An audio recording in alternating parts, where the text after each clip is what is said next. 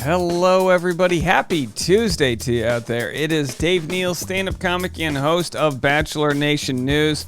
It's our final week of barrel scraping during this offseason, and I have to tell you, as hard as it has been to scrape barrel for content, I'm almost going to miss this time that we had, this 3-month window where we really had nothing going on, and then all of a sudden Katie breaks up, Nate and Michelle break up, human rights issues, this one thing after another. It's kind of like, are we in the offseason or not?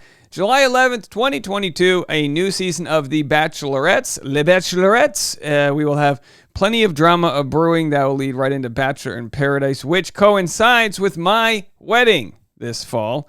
Be sharing more details about that on the Patreon, patreon.com/Dave Neal. Yeah, that's right. If you like scouring through registries and looking at new home listings and whether or not I need a blender or a yoga mat, go to patreon.com/Dave Neal. And of course, at DNeals on Instagram. All right. Speaking of Instagram, we have dating myself this summer. Katie Thurston's Instagram says, get ready today. Next step, take myself out for an adventure. That's what you got to do. You go through a breakup, of course. For those that have been living under a rock here, Katie Thurston, ended her season of Bachelorette last year with Blake Moynes. Didn't work out. Then had a friend in John Hersey who became a lover. Friends become lovers. Sometimes that's what happens. Happened in my relationship. And then, of course, they have parted ways, learning from each other, growth, all that jazz you say after a breakup. And now it's about investing in the self. And hey, I'm sure with our audience, there's someone out there investing in yourself. I know we've got everything from people that have just gotten divorced, widowed, people of all age ranges, from teenagers to 80s. This community is absolutely fabulous, people that are out there. So we know Katie Thurston's a valuable member of our community. So if you guys want to give her any advice on ways that she can take care of herself, go ahead. I love hearing from you guys out there as you share your stories. And we're going to hear from Katie. So here she goes. Over the age of 30 and single, this is your official invitation to join the club. Now, here's the thing. I'm not the leader of this club because I don't know what the hell I'm doing, but I thought it would be kind of fun to create a pact of men and women who are either experiencing heartbreak or denial or self-doubt because society has convinced us that we are worthless and that we should have been married and had kids by now. But that's just not the case. So I thought I would kind of put myself out there, and kind of figure out what this heartbreak is like on a public scale, I guess, because I know there's other people who are probably going through the same thing and want help, want support, want advice, myself included. I'll be honest, I wanted to get ready today and take myself on a date. That did not happen. I mean, I got ready, but then I watched the first 2 Twilight movies and ate leftover pizza. Can't complain. So, one step at a time, I guess. But anyway, if you would like to join me on this, comment below some words of advice for myself and anyone else going through heartbreak and being single in your 30s. That being said, I do have the most depressing thing. It's a couples adventure book that I never got to do. Oh, no. So my hope is to try doing them solo. I don't know how that's going to work. Whenever someone says I've got the most depressing thing, it's usually not. It's always, I got the most depressing thing, and it's not. That's kind of depressing. Oh, they got a couples to do book. But as a way of closure and just. Oh, really, it's like scratch off. Adventure challenge. Oh, I kind of like this. So I lost it. I lost it there. Do we went to a different one? Hold on a second. We just skipped. Oh, you guys know I hate TikTok. All right, so then she has her solo date. So we'll get into the solo date in a second. I think there should be an app for people dating in their 30s called Leftover Pizza. Now, hold on. Stick with me. If you're a tech person out there, just give me some equity in the company if you build this app. It's a no-frills dating app that combines what you've already got going on in your life with what someone else already has going on. So, it takes the pressure off of dating, right? It's called Leftover Pizza. I'm making this up on the fly, but I think this is good. So, if you like going to Dodgers games and going to get Chinese food, it's only going to pair you with people who like Dodgers games and Chinese food. None of this, experiencing new things. It's like, come on, look, we're in our 30s. We know what we like. We've been there. We've done that. We've done him. We've done her. We've done a non-gender. We've done whatever you want to do out there. And now it's like we can just be like, all right, who wants to tag along for my life? Now you might argue, well, dating's about new experiences. Yeah, till you get dumped in Central Park next to a Panini Grill, okay? Too specific? Point being, Katie, there's no solution or roadmap.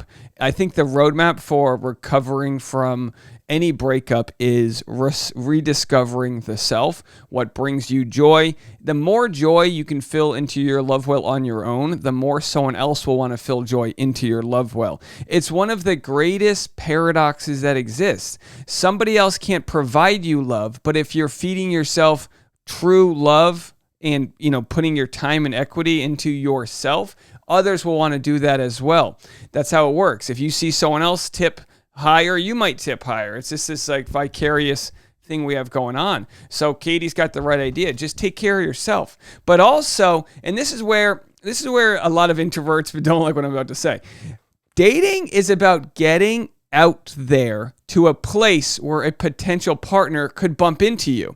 So back in my single days, that would mean rather than sitting in the back of the bar at a table all by yourself, stand up by the bar somewhere near someone else that might also be single, right? If you want to start a fire, you got to start the matches and light the sparks where the tinder is, the real tinder, the kindling, right?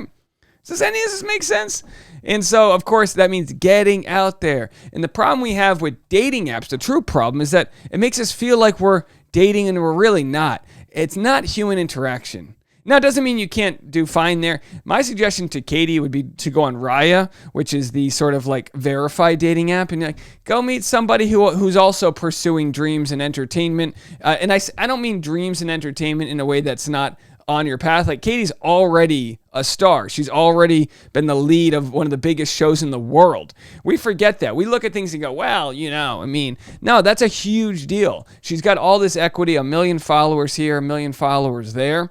You got to kind of meet someone who's on a similar trajectory. You can't, don't get me wrong. You can meet someone who's already achieved success while you're searching for it or vice versa. But in the end, you got to meet somebody who's at least got the same sort of passion and energy in the pursuit of a project.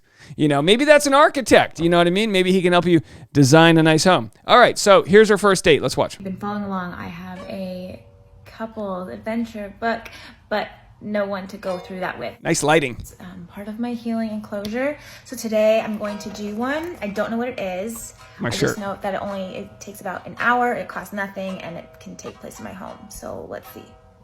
All right, I'm gonna use this pen to scratch. Oh wow, it's detailed. Oh, a scratch off. This is fun. This is a great content exercise, Katie. All right, so basically planning a date around my love language. Blow it off. You can Google love language test and get your results. Here's mine in case my future husband is paying attention. If anyone wants to know, my fiance's love language is all of them. I'm like, what do you want? Quality time, words of affirmation. She's like, give it them all. I want it all. You know what I mean? So words of affirmation was the theme of my date. I took myself to the beach and decided I would have some wine, dinner, and write myself a love letter.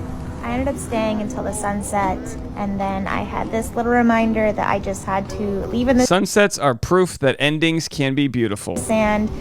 For all of us singles to remember, sunsets are proof that endings can be beautiful. I love it. We actually spend so much time mourning, which I think it's appropriate to burn off all the energy of a lost relationship or an ending of a relationship. But good on her for getting out there and taking the swings, to use a baseball metaphor. There it is again. Sunsets are proof that endings can be beautiful. All right. Well, Katie, if you need any hookups, I know some broke comedians, but my guess is that's not the type you're into. All right, folks, that's the episode. We have more content coming your way. Tons to talk about. I've got videos on the Dave Neal Show. It's our final week. No, well, next week I'm traveling. So less than 2 weeks before the next season starts. So we'll have a nice build up there. Got the new promo for The Bachelorette coming up next. And then I'll be at Patreon at 10 a.m. today for a private live stream. We'll talk to you soon. Bye, everybody.